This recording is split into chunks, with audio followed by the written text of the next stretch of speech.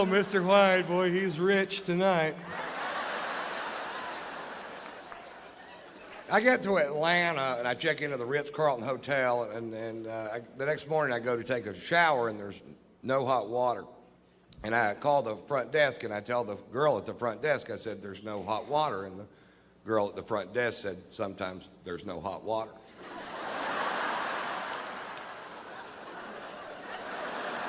Didn't I just tell you that? I said, I've stayed in $20 a night motels where water was so hot you could cook your nuts with it. He goes, well, every once in a while, everybody will wake up at the same time, and they all take a shower at the same time, and we just run smack out of hot water. You guys didn't think about that. They thought about it at the Motel 6. But that whole concept of people wake up in the morning with shit to do got right by the Ritz Carlton Hotel.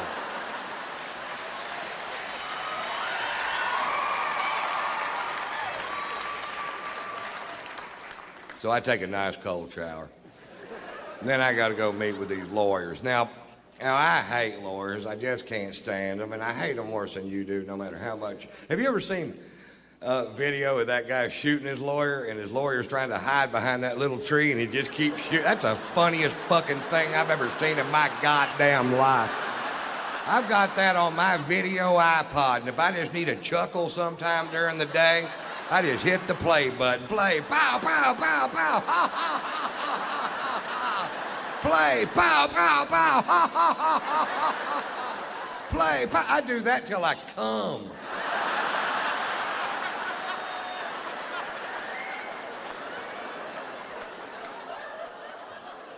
Then I got to go to the dentist. You see how my day's shaping up. Cold shower, lawyers, dentist. The trifecta of fucked up day. And I couldn't eat because of what I had to do there. So now it's 2:30 in the afternoon.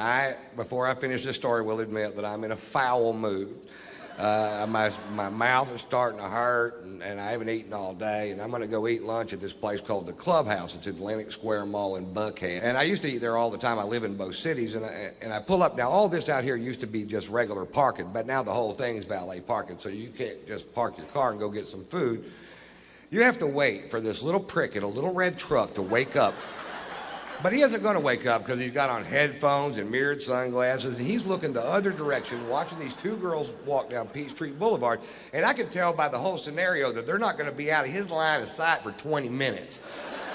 There's nothing going to get in the way. So I'm like, fuck, do your job. And I decided, well, I'll just park the car myself. And the only space I saw was right next to his truck.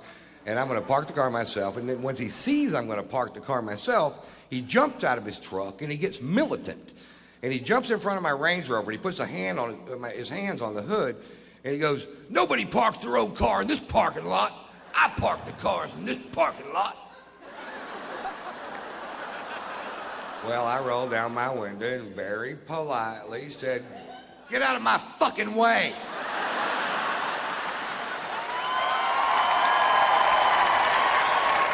He goes, nobody talks to me like that. You can't park your car in this parking lot. And I said, fuck you.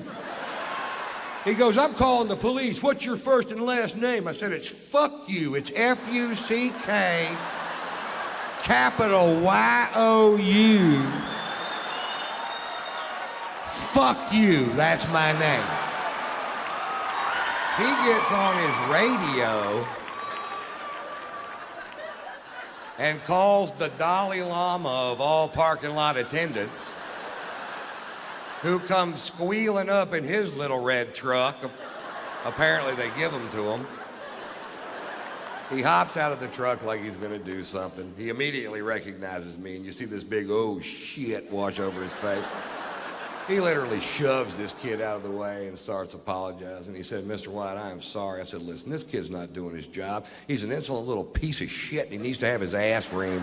He goes, Mr. White, he's going to have his ass reamed by me and my boss's boss. And I was like, well, I had no idea the chain of command went that deep in the parking lot.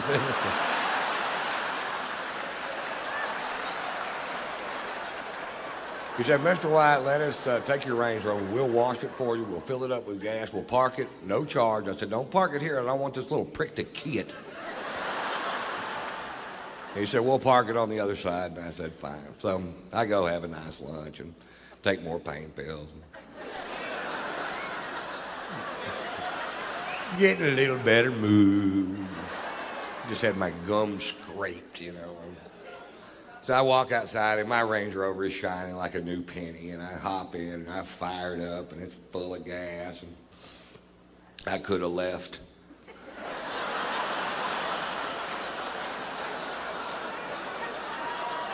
But instead I drove back over there where that kid was.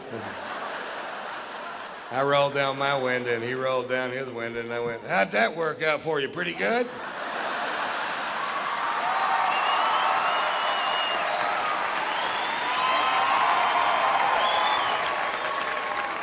And here's the moral of that story. Don't fuck with me when I hadn't been drinking.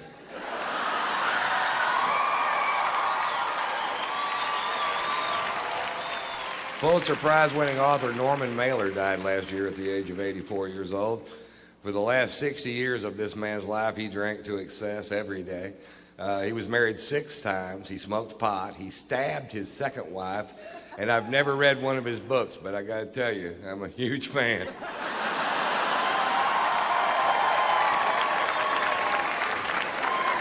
We've had a blast since we've been here, man. I tell you, we went out last night. I got so drunk. I woke up this morning and somebody had shit my pants.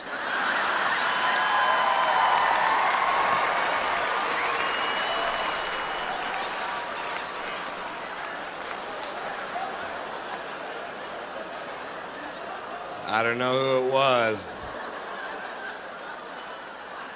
but I know he eats corn.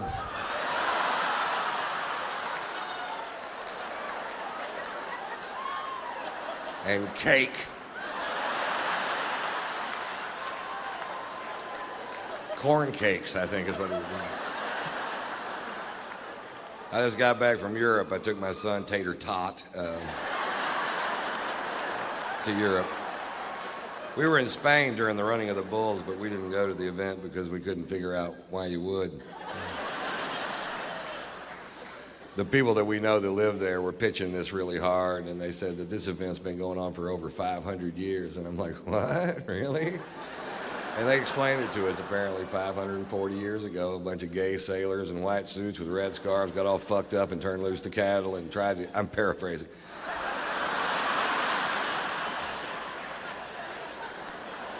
They got all fucked up, tried to get out of the way and couldn't, and it ended up, the town was such a borehole that compared to everything else that was going on there, this seemed like fun, and they kept doing it for 540 years. And like, I still don't want to go. And this year, 2 people died, and they said it was a huge tragedy. But I think before you call something a huge tragedy, I think you need to first determine exactly which 2 people died. Maybe it was 2 people we didn't need. They weren't very bright, I can tell you that for sure.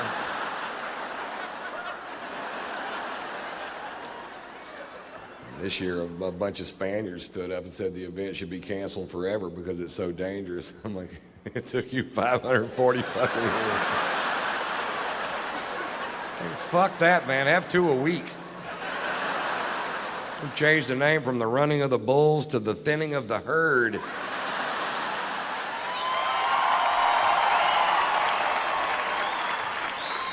We'll have the final event at Talladega, call it the dodging of the NASCARs. You ready? Go. Vroom, pop. They're quick, aren't they? You might want to turn your wipers on, Dale.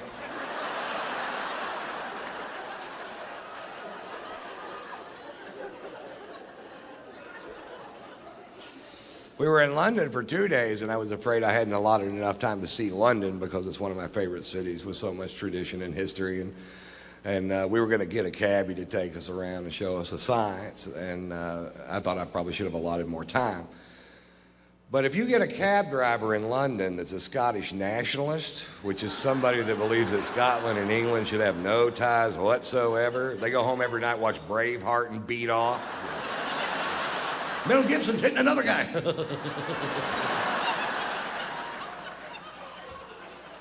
If you get a Scottish nationalist for a cab driver in London, you can see that city in about 10 minutes. I wouldn't go to Buckingham Palace if they paid me. I changed out my guards just for pussies and what it is.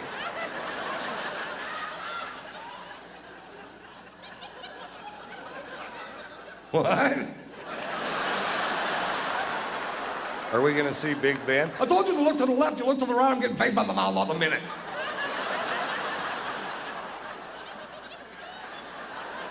What?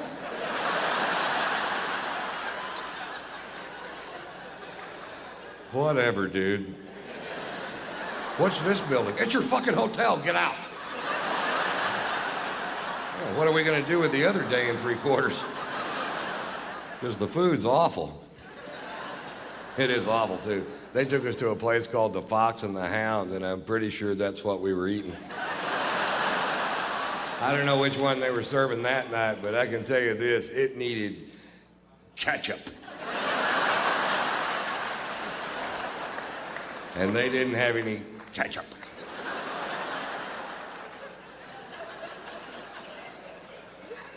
I wanted to take my son to see St. Paul's Cathedral, the second largest cathedral in the world, and it was closed because the next day was the Queen's birthday. I'm like, well, this is a church. Jesus doesn't take a day off because this woman aged. What if this were the day I wanted to give my life to Christ? It wasn't. But what if it would have been? I'd have been screwed, that's what. I have no idea what you'd ever get the Queen of England for her birthday. That's got to be a tough old broad to shop for, doesn't it?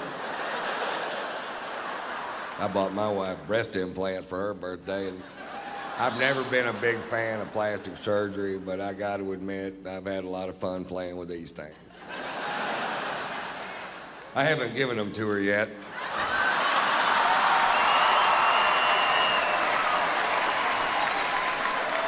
I just keep them on my tour bus and just rub them in my face. I'm glad they clean up easy.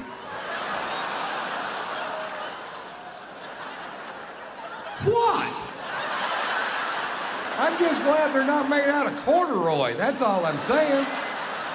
I'd have to have them Scotch guarded.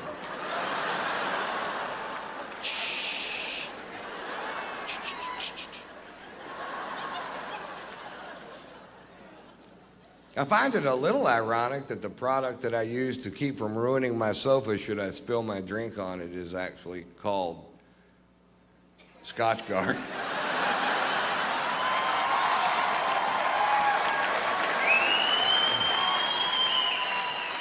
Sometimes things just work out perfect. Yeah, I'm looking for a product that'll protect my sofa should I spill my scotch on it. What do you have? We've got Scotch Guard.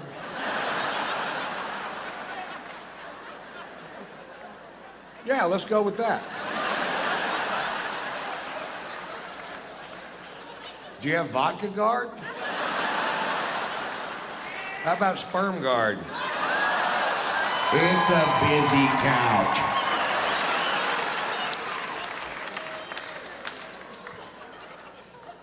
I found out when I got back from Europe that I was being sued by a paper plant. That's what the lawyers are for.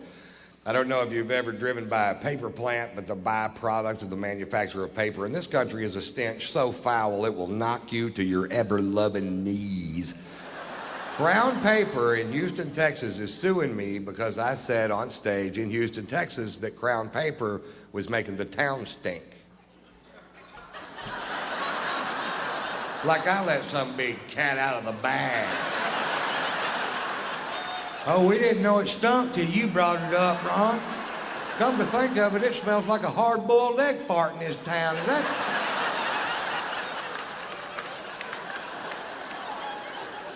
that somehow your fault, Mr. White?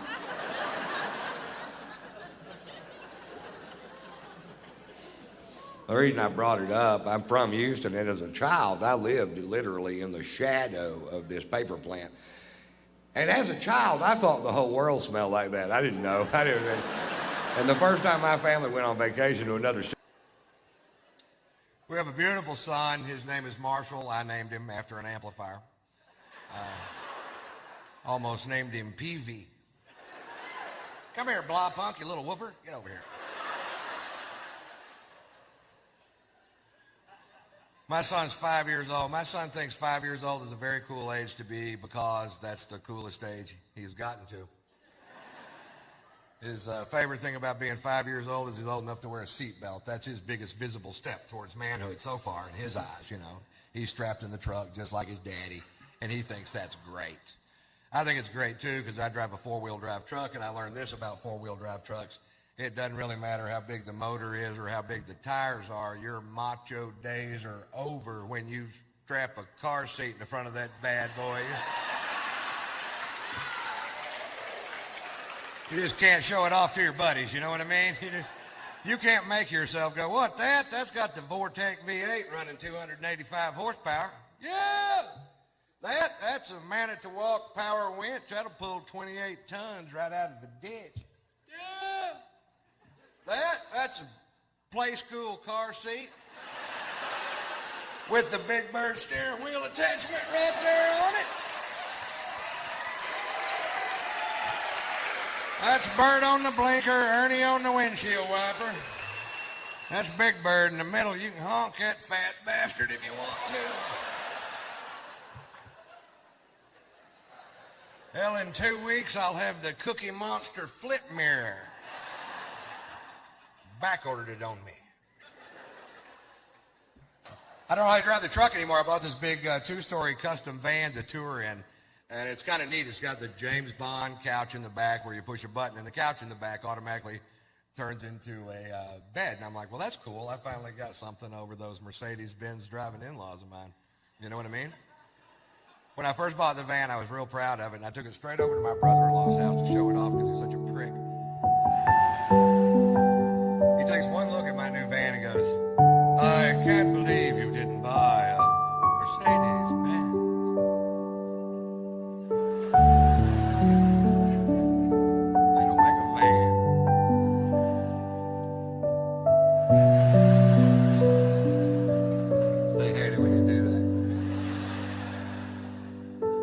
I don't think you fully understand the intricacies of Mercedes-Benz engineering.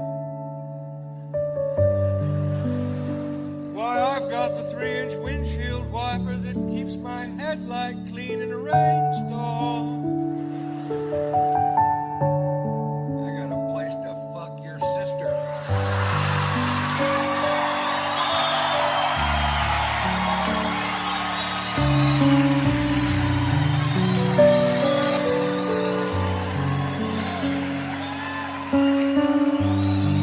I don't know why they don't like me.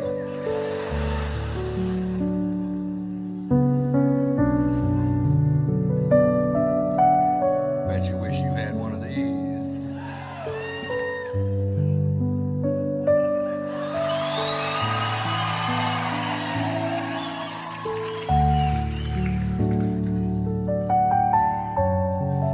It's a kit.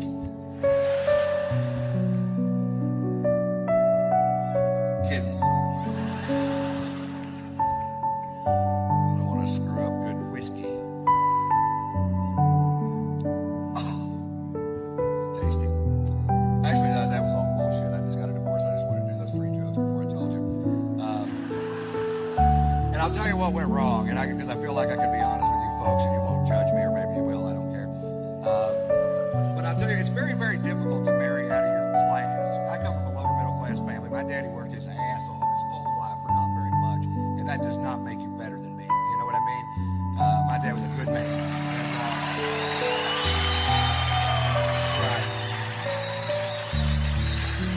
And they're always going to just look down their nose at you like you're supposed to be carrying some piss bucket for them or something. And if you're not willing to carry the piss bucket, it ain't going to work. And she got convinced in her crazy head that I had sex with this girl in Columbus, Ohio. And I did, and I'll tell you why.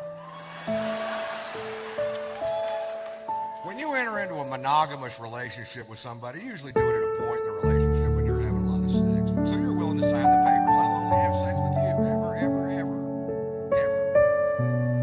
Well, if that person stops having sex altogether, why, you find yourself in quite a pickle. I'm a pretty good dog, but if you don't pet me every once in a while, it's hard to keep me under the porch. I'm not as flexible as a real dog. And I'll tell you what happened, too. I was in Columbus, Ohio. I had been laid 3 months. 3 months. You can't go 3 months without having sex with me. I'll go have sex with somebody else. I know. I've seen me do it.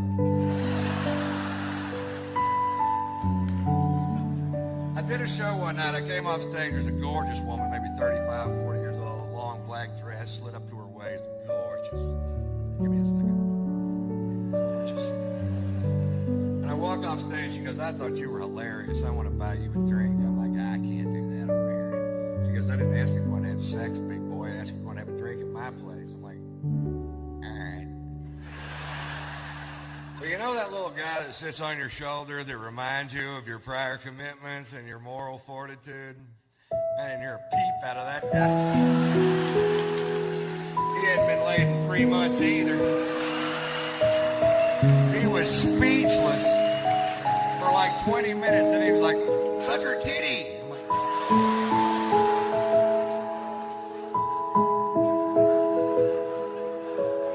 I was gonna. I'm having a three-way with my conscience. As soon as the whole thing's over, he's back at his post. That was wrong, mister. Like, hey, 20 minutes ago, you were beating off on my shoulder, monkey boy.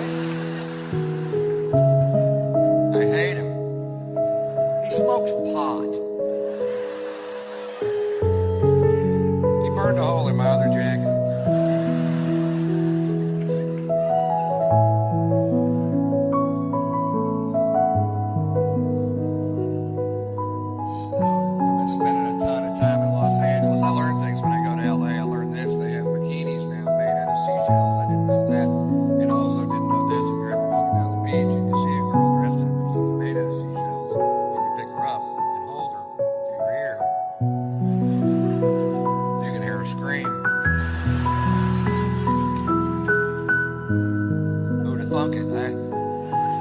I thought I'd hear the ocean, but not over that woman.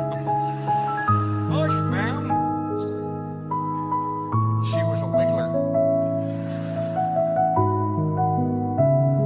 L.A. changes people. I got a buddy of mine from Houston. He's a comedian. Moved to L.A. 6 months ago. 6 months in L.A. Don't know him. 6 months in L.A. Now he's a vegetarian, a humanitarian, environmentalist. You know, great. If you're here tonight and you're a vegetarian, shut up. You're not going to recruit me. I did not climb to the top of the food chain to eat carrots. It's not even that good for you. You ever see a healthy-looking vegetarian? They look like shit, don't they? They're all plump and gray because their bodies become intolerant of things they need. And I'll give you an example. I'm on the way to the Melrose Improv in Hollywood to do a set with my buddy, and he says this, and I quote, I feel nauseous and I have a headache. I think that vegetable soup I had for lunch must have had beef broth in it. I didn't know what to say. Your system's kicking back broth. You're a manly man, aren't you? Why are you a vegetarian? I asked him, and it wasn't even because meat was bad for you. He said that raising cattle was bad for the planet, with cow flatulence in the ozone and the clearing of land for the raising of cattle. What are you doing to help the environment? I'm eating the cows.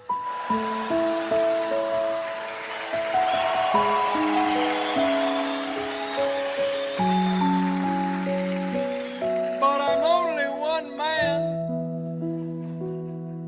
Whatever the hell that meant. Every time I read a newspaper in Los Angeles, California, I get pissed because things don't have to make sense in L.A.